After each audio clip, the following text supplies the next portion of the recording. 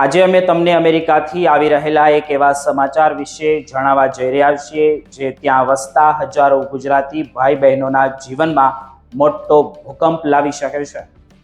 Trump સરકારની જે વહીવટી તંત્ર હેઠળ અમેરિકન ઇમિગ્રેશન સત્તાવાળાઓએ હવે એક અત્યંત આક્રમક અભિગમ અપનાવ્યો છે, જે અંતર્ગત જે લોકો પાસે કાયદેસરના દસ્તાવેજો નથી તેમને હવે સીધા ડોમેસ્ટિક એરપોર્ટ પરથી જ પકડીને ડિપોર્ટ કરવામાં આવી રહ્યા છે। અત્યાર સુધી જે એરપોર્ટ પર સુરક્ષા તપાસ માત્ર મુસાફરી માટે હતી, તે હવે ઇમિગ્રેશન વિભાગોની મુખ્ય ચેકપોઇન્ટ બની ગયા હોય તેવું દેખાઈ રહ્યું છે।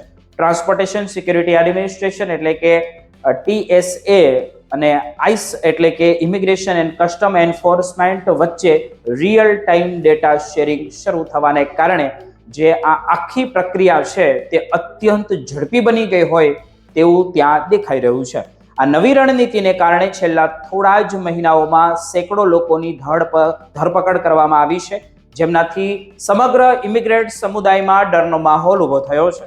આપણે એક વાસ્તવિક કિસ્સા દ્વારા આ સમજીએ તો એક 35 વર્ષનો વ્યક્તિ જે છેલ્લા 2 દાયકાથી અમેરિકામાં પોતાનું ઘર બનાવીને રહેતો હતો, તે શિકાગો એરપોર્ટ પર જ્યારે એક સાદી ડોમેસ્ટિક ફ્લાઇટ પકડવા માટે પહોંચ્યો ત્યારે તેની સાથે જે થયું તે તમે કલ્પના પણ ન કરી શકો। એ કલ્પના બહાર હતું।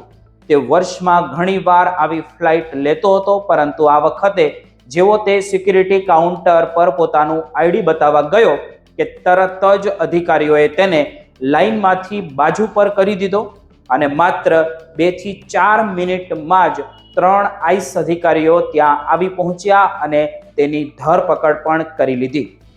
તે વ્યક્તિને કંઈ સમજાય તે પહેલા જ તેની પ્રોસેસ પૂરી કરીને તેને અમેરિકાથી બહાર મોકલી દેવામાં આવ્યો અને હવે તે ઊંડા પછતાવા સાથે પોતાના દેશમાં બેઠો છે। તેણે તે દિવસે મુસાફરી કેમ કરી, આ માત્ર એક વ્યક્તિની વાત નથી મિત્રો, પરંતુ જે રૂટ્સના રિપોર્ટ મુજબ અત્યારે સુધીની અંદર જોઈએ તો 800થી વધુ મુસાફરોની આ રીતે ધરપકડ કરવામાં આવી છે કે પછી થઈ ચૂકી એવું ગણી શકાય। ટ્રમ્પ સરકારે દેશના ઓછામાં ઓછા 10 મોટા એરપોર્ટ પર પોતાની ખાસ ટીમો ત્યાં તૈનાત કરી દીધી છે અને ગુપ્ત રીતે કામ કરે છે, જે તમને ખબર પણ ન પડે અને મુસાફરોની વિગત તપાસે છે। જે લોકો પાસે ઇમિગ્રેશન કોર્ટના ફાઇલિંગ ડિપોર્ટેશન ઓર્ડર હોય તેવા લોકોને પકડવા માટે એક મોટું ઝાડ બિછાવવામાં આવ્યું છે। અગાઉ આઈસ માટે આવા લોકોને શોધવા મુશ્કેલ હતા, કારણ કે તેમની પાસે કોઈ નિશ્ચિત સરનામા નહોતા, પરંતુ હવે જ્યારે પણ કોઈ વ્યક્તિ ટિકિટ બુક કરાવે ત્યારે તેનું નામ અને જન્મ તારીખ સીધી ઇમિગ્રેશન વિભાગના ડેટાબેઝ સાથે મેચ કરવામાં આવે છે। જો નામ મળી જાય તો એરપોર્ટ પર સિક્યુરિટી ચેક વખતે જ તેમને પકડી લેવામાં આવે છે।